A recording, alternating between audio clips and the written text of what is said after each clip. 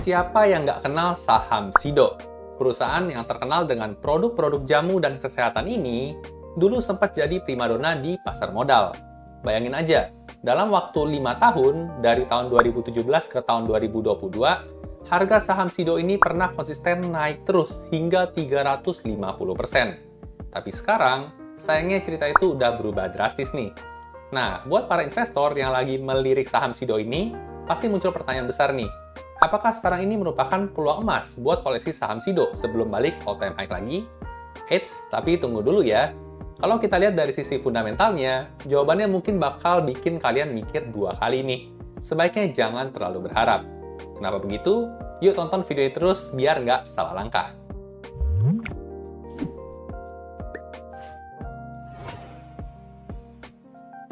Halo dan selamat datang kembali di channel saya, Jonathan Tamrin.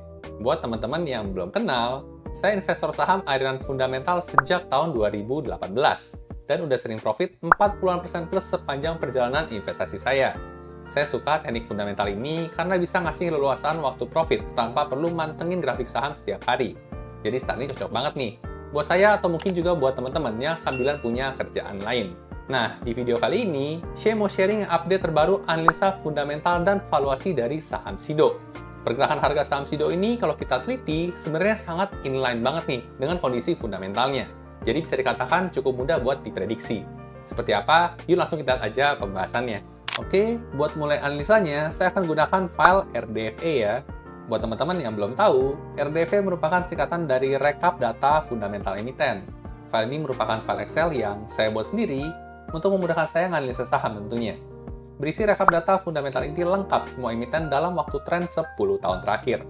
Buat teman-teman yang mungkin tertarik, khusus awal tahun ini, saya adain promo potongan gede ya, up to 25% dan bisa hemat sampai 1,5 juta. Free sampelnya juga ada kalau mau cobain dulu, detailnya nanti ada di belakang. Sekarang kita mau pakai buat analisa saham Sido dulu. Buat mulai analisanya, kita tinggal ganti aja kode saham di sini sama kode saham yang mau kita analisa, yaitu Sido.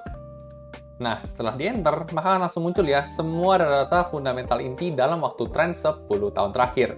Ini sudah update yang terakhir ya, yaitu kuartal 3 tahun 2024. Dan untuk versi terakhirnya ada 2 versi ya. Ada yang last quarter aja, yaitu data update kuartal 3-nya aja. Dan ada versi yang disetahunkannya. Semua angka juga sudah dalam miliar rupiah, jadi kita gampang kalau kita mau compare kinerja dengan tahun-tahun sebelumnya. Oke, jadi kita bakal analisa fundamental cepet ya, laporan keuangan terupdate-nya, dan juga beserta alasannya ya, kenapa tadi di awal saya katakan jangan terlalu berharap untuk Sido balik all-time high lagi. Pertama-tama kita lihat dulu ya, sekilas profil perusahaan Sido ini. Kode sahamnya Sido, nama perusahaannya Industri Jamu dan Farmasi Sido Muncul Tbk. Untuk angka kapitalisasi pasar ya, per video dibuat di tanggal 4 Januari tahun 2025, ada di angka 17,4 triliun rupiah. Angka market cap 17,4 triliun rupiah ini tergolong cukup besar, tapi nggak bisa dikatakan sebagai saham blue chip ya. Karena kalau saham blue chip, itu umumnya punya angka market cap di atas 100 triliun rupiah. Jadi untuk saham Sido ini, secara pengkategorian bisa dikatakan sebagai saham second liner. Untuk sektornya masuk ke IDX Health dan subsektornya pharmaceutical. Untuk tahun IPO-nya sendiri sejak tahun 2013 dan harga sahamnya saat ini bertengger di angka Rp580 per lembar sahamnya. Oke, jadi seperti ini ya sekilas profil perusahaannya. Sekarang kita bakal bedah laporan keuangan yang pertama, yaitu laporan laba ruginya. Bagian yang pertama ada penjualan, sales, dan revenue. Kita bisa lihat tren selama 10 tahun terakhirnya ya. Oke, jadi kalau kita lihat grafiknya di sini ya, selama 10 tahun terakhir memang Sido ini pernah dikatakan sebagai primadona di pasar modal ya. Karena sejak tahun 2015 di sini sampai tahun 2021 itu grafiknya cakep banget. Setiap tahun kinerjanya naik terus ya tanpa putus. Cuman waktu masuk ke tahun 2022 ya, after pandemi COVID waktu itu ternyata kinerjanya tidak bisa sebagus tahun-tahun sebelumnya nih. Mengalami penurunan sampai update yang terakhir di tahun 2024 berpotensi negatif minus 1,79%. Dari tahun 2023 mencapai 3,5 triliun ya buat penjualannya, di update yang terakhir berpotensi lebih rendah nih. Cuma 3,502 triliun rupiah. Dan untuk tren penurunan kinerja ini sudah sejak tahun 2022 ya, angkanya turun terus. Di sini juga kita bisa bandingkan dengan angka CAGR-nya ya, yang sebesar 5,2%. Ini artinya dalam 10 tahun dari angka 2,2 triliun mencapai 3,5 triliun, itu naiknya rata-rata 5,2%. Tapi untuk setahun terakhir malah angkanya berpotensi negatif 1,79%. Dan tentunya ini merupakan perburukan kinerja ya. Dan kalau kita coba perhatikan, ternyata pergerakan grafik penjualan ini punya korelasi dengan pergerakan harga sahamnya. Tadi di awal kita sudah lihat ya, sejak tahun 2017 sampai tahun 2022, itu pergerakan harga saham SIDO naik cukup signifikan, mencapai 350%. Dan sini kita bisa lihat ya, untuk kinerja keuangannya memang naik terus sampai update-nya tahun 2021. Nah, tutup tahun 2021 mengawali tahun 2022, tentunya pasar masih optimis ya untuk kinerja SIDO ini bisa naik lagi. Sampai pertengahan tahun 2022, ternyata kinerja SIDO ini tidak bisa mempertahankan tren kenaikannya ya. Maka otomatis harga sahamnya juga mengikuti ya, turun terus sampai update-nya yang terakhir di tahun 2024 ini. Dan apalagi kalau kita coba perhatikan juga ya, potensi kinerja tahun 2024 ini kurang lebih sama seperti tahun 2020. Dan begitu juga harga sahamnya ya, kurang lebih saat ini juga sama seperti tahun 2020. Sideway-nya di kisaran 500 sampai 600-an. Oke, jadi seperti ini ya untuk tren penjualan SIDO. Kita lanjut ke pecahan selanjutnya, ada yang namanya laba kotor atau gross profit. Di sini untuk laba kotornya juga terlihat trennya mirip ya seperti penjualan tadi. Angka all-time high-nya ada di tahun 2021 dan sudah mulai kembali turun lagi ya. Untuk tahun terakhirnya berpotensi negatif juga nih di minus 1,75%. Padahal CAGR-nya itu hampir mencapai 2 digit. Jadi gap penurunan kinerja ini cukup jauh ya, dari 9%-an sampai minus 1%-an. Kita lanjut lagi ke pecahan selanjutnya, ada laba usaha ya. Nah, untuk laba usaha ini di update terakhir ternyata berpotensi angkanya positif ya. Berpotensi naik 8,50% nih. Jadi meskipun tadi untuk penjualan dan laba kotornya turun ya, berkat efisiensi yang dilakukan oleh perusahaan, ternyata untuk laba usahanya bisa berpotensi mencetak angka yang positif nih, naik 8,50%, meskipun masih lebih rendah ya dibandingkan dengan CAGR yang mencapai 11,68%. Dan bisa dikatakan masih cukup jauh juga dari angka all-time high-nya di tahun 2021. Lanjut lagi, sekarang kita lihat tren yang paling disukai para investor ya, yaitu bagian laba bersihnya. Untuk angka laba bersihnya, ternyata untuk tahun terakhir berpotensi naik nih, sebesar 9,13%. Selisih sedikit ya dibandingkan dengan CAGR-nya di 10,07%. Angka yang sekarang juga masih cukup jauh ya dibandingkan dengan all-time high-nya tahun 2021, dan meskipun peningkatan laba bersih itu merupakan hal yang bagus ya buat investor, tapi karena tren penjualan yang masih turun terus, otomatis jika perusahaan mau melakukan efisiensi maksimal kan juga ada batasnya ya. Tentu pada akhirnya penjualan juga harus naik kalau ingin memuaskan hati para investor. Oke, kita lanjut lagi ya ke bagian pecahan selanjutnya, ada beban bunga atau beban keuangan. Ada peningkatan sebesar 28,44% ya di update-nya yang terakhir, tapi di sini tergolong kecil banget ya. Cuma di kisaran 1 miliar aja untuk hutang berbunganya si SIDO ini. Jadi meskipun beban bunga ini naik ya 100 atau 200% masih dikatakan kecil banget karena net profit-nya aja toh udah sampai 1 triliun. Beban bunganya cuma 1 miliar aja. Oke, nggak ada masalah untuk beban bunga. Lanjut kita lihat untuk tren EPS-nya ya, atau earning per share-nya. Di sini ada grafik EPS ya selama 4 tahun terakhir ya untuk setiap kuartalnya. Saya cukup suka pakai grafik ini karena kita bisa meramal masa depan gitu ya. Nah, jadi dengan pola yang ada dari 3 tahun sebelumnya, kita bisa menerka nih kira-kira untuk kuartal 4 tahun 2024 kinerjanya lebih bagus atau lebih jelek dibandingkan dengan kinerja kuartal 3-nya. Sini kita bisa lihat ya, untuk kuartal 4 lebih tinggi dibanding kuartal 3. Untuk tahun 2022 juga kinerja EPS-nya lebih tinggi ya dibanding kuartal 3 tahun 2022. 2023 juga demikian, lebih tinggi signifikan dibandingkan dengan kinerja kuartal 3-nya. Nah, dengan pola seperti ini, maka kita bisa cukup pede ya, untuk kuartal 4 tahun 2024 ini, kinerja EPS saham SIDO kemungkinan bisa lebih tinggi daripada angka 13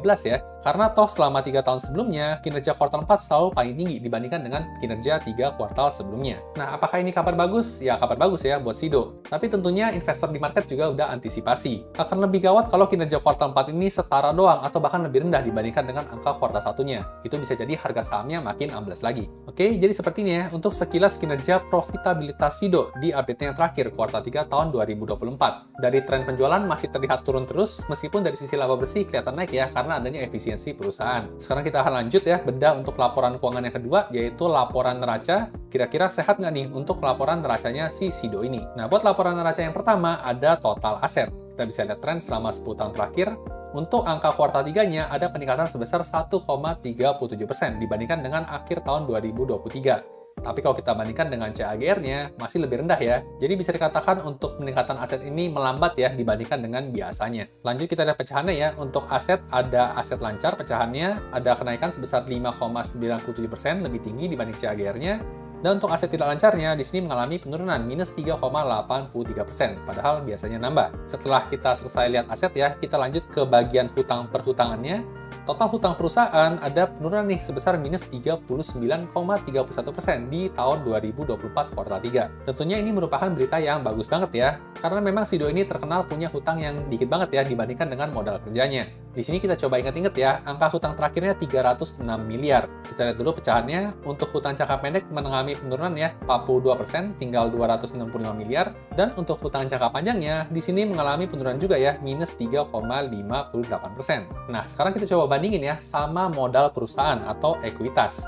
Di sini kita bisa lihat ada peningkatan 7,44% ya dibanding CAGR-nya yang cuma 3,81%. Dan untuk posisi terakhir angkanya gede banget ya di 3,6 triliun rupiah. Utangnya cuma 600-an miliar, modalnya di 3,6 triliun. Jadi aman banget ya, nggak ada potensi buat gagal bayar atau bangkrut. Nah oke, sekarang kita bakal lihat ke komposisi uang kas perusahaan ya. Nah, angka terakhir di 987 miliar, ada peningkatan ya sebesar 17,8%. Nah, kalau kita lihat grafiknya di sini cukup oke ya, nggak terlalu ketinggian dan nggak terlalu kerendahan. Karena kalau uang kas ditumpuk banyak-banyak juga buat apa? Mendingan diputar lagi biar bisa jadi duit. Oke, jadi buat uang kas aman. Kita lanjut ke pecahan piutang lancar. Di update yang terakhir, ternyata mengalami penurunan ya, cukup signifikan nih, minus 20,44%. Dan tentunya ini bukan merupakan hal yang baik, karena angka piutang lancar biasanya punya korelasi yang positif sama angka penjualan. Semakin tinggi penjualan, semakin tinggi juga angka piutangnya. Karena angka piutang ini turun ya growth-nya, jadi perlu hati-hati juga nih, jangan sampai penjualannya ke depannya makin turun lagi. Lanjut kita lihat ke angka persediaan lancar perusahaan ya, mengalami peningkatan nih sebesar 28,17%, dan tentunya ini bukan merupakan hal yang bagus. Karena namanya persediaan, idealnya itu jangan sampai kebanyakan, jangan sampai kedikitan juga. Kalau persediaannya kebanyakan, itu nanti bakal nimbulin kesan produknya nggak laku ya, numpuk semua di gudang. Oke, jadi seperti ini. Kita lanjut lagi ya. Sekarang kita lihat dari angka book value per share-nya. Untuk tahun terakhir mengalami peningkatan sebesar 7,44%, cukup oke ya. Di sini sempat jomplang dari tahun 2019 ke tahun 2020, bukan karena perburukan kinerja, tapi karena di tahun 2020 Sido melakukan stock split ya, jadi kesannya kayak jatuh, padahal karena stock split. Nah oke, jadi nggak ada masalah ya buat angka book value per share-nya. Sekarang kita bakal lihat informasi pembagian dividen. Kira-kira Sido rutin nggak bagi dividen setiap tahunnya? Nah di sini terlihat ya, ternyata Sido ini tergolong yang rutin bagi dividen nih, selama 10 tahun nggak pernah putus. Cuman kalau kita perhatikan ya, untuk beberapa tahun terakhir angkanya stagnan nih di Rp36 untuk setiap tutup buku tahun berjalannya. Namun untuk hal ini bisa kita maklumi ya, karena tadi secara kinerja juga belum membaik ya selama beberapa tahun terakhir. Jadi untuk dividennya stay aja di Rp36. Oke, jadi seperti ini untuk update kondisi neraca saham Sido. Tergolong cukup ideal ya, karena aset masih naik, utang turun, ekuitas naik ya, nggak ada masalah. Dan untuk secara komposisi utang juga bisa kita katakan kecil banget ya, kalau dibandingkan sama modalnya tadi. Jadi seperti ini untuk update kondisi neracanya. Sekarang kita bakal lihat laporan yang ketiga, yaitu laporan arus kas. Sehat juga atau enggak? Nah, buat laporan arus kas ada 3 komponen ya. Yang pertama arus kas dari aktivitas operasi, yang kedua ada dari aktivitas investasi, dan yang ketiga ada dari aktivitas pendanaan. Sekarang kita lihat satu-satu, mulai dari yang pertama dulu ya, cash flow from operation atau CFO. Di sini kita bisa lihat selama 10 tahun terakhir angkanya positif terus ya, dan ini merupakan hal yang bagus nih. Kenapa? Karena kalau angkanya positif, itu tandanya ada duit lebih banyak masuk dibandingkan yang keluar di tahun tersebut. Sebagai pemilik bisnis kan kita pengen perusahaan kita cuan ya, lebih banyak duit yang masuk dibandingkan yang keluar. Meskipun ideal ya, semuanya positif, cuman yang disayangkan adalah dari beberapa tahun terakhir nih, angkanya menurun terus. Ini tandanya makin kesini duit yang masuk ke perusahaan semakin sedikit. Lanjut lagi ke poin yang kedua, sekarang kita lihat dari aktivitas investasinya. Kita bisa lihat tren selama 10 tahun terakhir angkanya dominan negatif ya, dan gede-gede juga. Angka yang negatif ini merupakan hal yang bagus ya. Kenapa? Karena kalau angkanya negatif di poin CFI ini, itu tandanya ada duit yang keluar nih buat aktivitas investasi. Seperti yang kita tahu ya, tujuan dari investasi itu kan baik, memberikan keuntungan buat perusahaan di masa depan.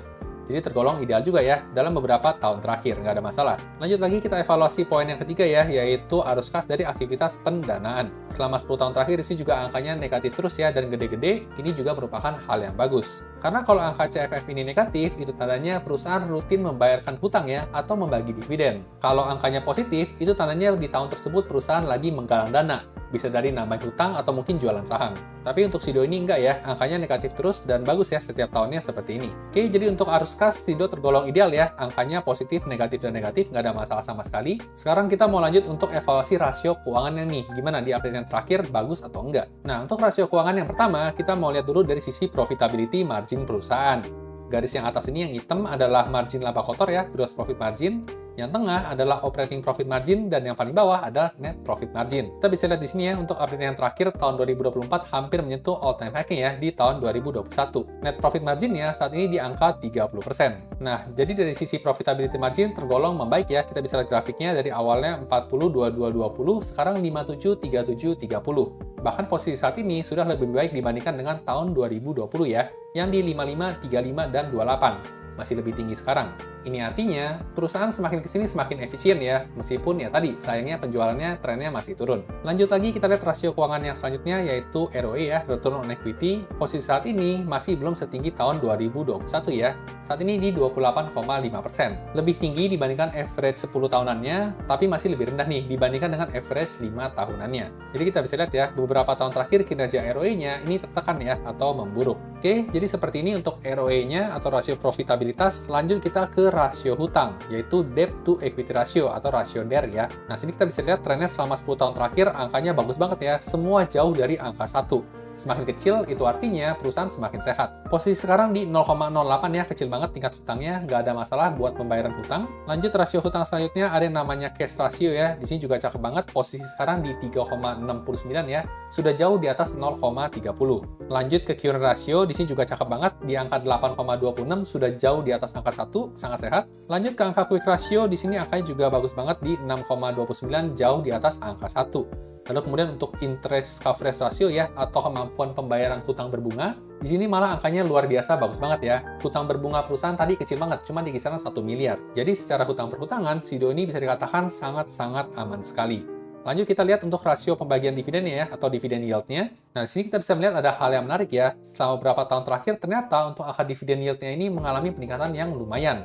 Dari yang kisaran 4%-an, sekarang di posisi 6,9%. Nah, kenapa kok bisa seperti ini? Padahal kan tadi nominalnya sama ya, sama-sama Rp36 per lembar sahamnya dividennya. Ya tentunya ini dikarenakan harga sahamnya yang terus anjlok ya, sampai posisi saat ini. Kalau harga saham Sido ini ke depannya masih lanjut anjlok lagi ya, itu akan jadi hal yang menarik nih. Karena angka dividen yield-nya bisa berpotensi mencetak angka di atas 7%, yang berarti di atas obligasi. Jadi buat teman-teman para dividen hunter, mungkin boleh ya melirik saham Sido buat diambil dividennya. Tapi dengan catatan, tadi kinerja keuangannya masih menurun ya dari sisi penjualannya, jadi hati-hati. Nah, oke, jadi sampai sini kita udah analisa lengkap fundamentalnya ya. Kalau udah seperti ini, tentu yang menjadi pertanyaan selanjutnya adalah soal valuasi sahamnya ya. Apakah harga saham sekarang tergolong undervalue, murah, harga wajar, atau masih kemahalan? Nah, buat jawab pertanyaan itu, tentunya kita perlu lihat rasio valuasi ya. Di sini juga ada rasio valuasinya, kita langsung pindah aja ke rasio valuasi di sini. Nah, buat rasio valuasi, sekarang kita lihat dulu yang pertama ada yang namanya price to book value. Ini tren selama 10 tahun terakhir ya. Kita bisa lihat sempat tertinggi di tahun 2020 dan sekarang posisinya di 4,78. Buat teman-teman yang mungkin belum familiar ya, cara baca rasio PEV pada umumnya kita berpatokan pada angka 1. Semakin rendah dari angka 1, semakin undervalue, semakin murah. Semakin tinggi dari angka 1, berarti semakin mahal atau semakin overvalue. Nah, kita bisa lihat ya, untuk tahun 2017 sampai tahun 2021 ini tinggi banget angka PBV-nya sampai mencapai 7 kalinya. Alasannya karena itu tadi ya, Sido ini sempat jadi primadona di masa-masa kejayaannya waktu itu. Karena kinerjanya naik terus dan kenceng ya, otomatis investor juga berharap nih harga sahamnya bisa naik kenceng juga. Otomatis PBV juga ikutan naik. Sayangnya masuk tahun 2022 sampai sekarang ternyata kinerjanya turun ya, tadi kita sudah buktikan, dan otomatis juga harga sahamnya. Nah, di sebelah kanan sini saya ada dua strategi ya. Ada strategi membandingkan dengan average PBV selama 5 tahun terakhir, dan ada juga strategi membandingkan dengan PBV fair di angka 1 tadi. Lebih cocok yang mana buat analisa saham Sido ini? Pakai yang average atau pakai yang fair di angka 1? Menurut saya, karena Sido ini sudah bukan jadi primadona lagi ya, dia sudah turun tahta, maka menurut saya akan lebih cocok kalau kita pakai PBV fair di angka 1. Karena PBV tinggi-tinggi seperti ini cuma bisa dijustifikasi kalau kinerjanya juga bagus juga. Jadi karena sekarang kinerjanya drop, kita patokan pada PBV fair di angka 1. Di sini kita coba baca ya. Sekarang posisinya di 4,78. Fairnya itu di angka 1. Jadi kalau angka 4,78 ini balik ya ke angka 1, dia punya potensi loss nih sebesar 79%. Atau target harga wajarnya cuma di Rp121 per lembar saham yang tergolong overvalue. Apakah bisa nanti PBV-nya balik ke angka 7? Ya tentu bisa aja, tapi tentunya dengan catatan ya, kinerja keuangannya juga harus lebih better dibandingkan dengan tahun 2021. growth-nya pun juga harus lebih baik lagi ya, harus sampai 2 digit juga. Kalau Sido bisa kembali mencetak kinerja seperti itu ya, maka bisalah kita pakai yang average 5 tahunan ini, tergolong slightly undervalue. Atau mungkin berpotensi balik ke angka 7 juga masih memungkinkan. Tapi kalau untuk jangka pendek seperti sekarang ini sih, kelihatannya masih belum ya, kinerjanya masih belum membaik. Oke, jadi seperti ini ya untuk bacaan rasio PEV tergolong overvalue. Lanjut kita coba bandingkan ke rasio valuasi yang kedua ya, yaitu pakai price to earning ratio. Nah, di sini ada tren selama 10 tahun terakhir ya, pernah tertingginya mencapai 25,8 kali, sekarang tinggal 16,77 kali. Nah, buat baca rasio PI rasio ini, kita umumnya berpatokan pada angka 10. Semakin rendah dari angka 10, semakin undervalue atau murah. Semakin tinggi dari angka 10, semakin mahal atau overvalue. Sama juga ya, case-nya seperti tadi, pakai yang kiri atau pakai yang kanan, karena kinerjanya menurun, kita pakai yang kanan ya. Posisi saat ini di 16,77, targetnya di angka 10. Berarti ada potensi penurunan sebesar 40% ya, atau target harga wajarnya cuma di Rp346 yang tergolong overvalue. Nah, jadi baik lagi ya, untuk rasio PI rasio juga mengatakan harga saham Sido saat ini kemahalan berdasarkan kinerjanya. Kalau mau tambahan rasio valuasi lain juga di sini ada ya, ada price to earning growth ratio, juga mengatakan overvalue saat ini. Untuk price to cash flow ratio juga saat ini overvalue ya. Dan untuk rasio valuasi terakhir yang biasa saya gunakan, EPS growth, juga saat ini mengatakan overvalue. Jadi memang kebetulan ya, untuk rasio valuasinya mengatakan semuanya untuk saham Sido saat ini tergolong masih overvalue, kalau kinerjanya nggak baik. Jadi mau angka neraca maupun arus kasnya juga sehat pun, kalau profitabilitasnya itu nggak terdongkrak, investor juga bakal mikir 2 kali buat beli sahamnya. Oke, jadi seperti ini ya, untuk update kinerja terbaru saham Sido, dan seperti biasa, saya disclaimer dulu, tujuan dari pembuatan video kali ini bukan untuk memberikan rekomendasi beli atau jual suatu saham. Di sini saya hanya pure ya, men-sharingkan temuan-temuan yang saya temukan menarik. Bagus kalau teman-teman dapat insight, tapi buat jual atau beli suatu saham, teman-teman tetap harus ngerjain PR sendiri atau do your own research. Buat teman-teman yang tertarik sama file Excel RDFA-nya, ada kejutan menarik nih buat teman-teman. Saya lagi adain diskon besar awal tahun 2025, yaitu potongan harga sebesar 25% plus free 1 kuartal tambahan buat teman-teman yang melakukan pemesanan per video ini tayang sampai besok tanggal 5 Januari tahun 2025. Total promo bisa menghemat up to 1,5 juta.